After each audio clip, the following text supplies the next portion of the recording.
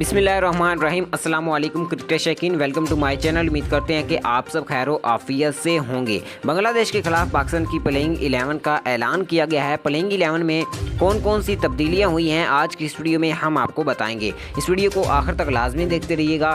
Video को like और channel को लाजमी सब्सक्राइब कीजिएगा ताकि मजीद क्रिकेट से रिलेटेड न्यूज़ का नोटिफिकेशन आप तक बर वक्त पहुँच सके। Mohammad Rizwan wicket keeper number 1 पे, नंबर 2 पे बाबर आजम कप्तान, नंबर 3 पे शान मसूद, नंबर 4 पे हैदर अली, नंबर 5 पे खुशदिल शाह, नंबर 6 पे आसफ अली, नंबर 7 पे शद्दाब खान वाइस कैप्टन, नंबर 8 पे हारिस रऊफ, नंबर 10 पे नंबर 9 पे मोहम्मद वसीम जूनियर, नंबर 10 पे नसीम शाह, नंबर 11 पे शाहनवाज जहानी को इस प्लेइंग 11 का हिस्सा बनाया गया है। ये प्लेइंग 11 आपको कैसी लगी कमेंट सेक्शन में हमें अपनी कीमती राय से ज़रूर आगाह कीजिएगा।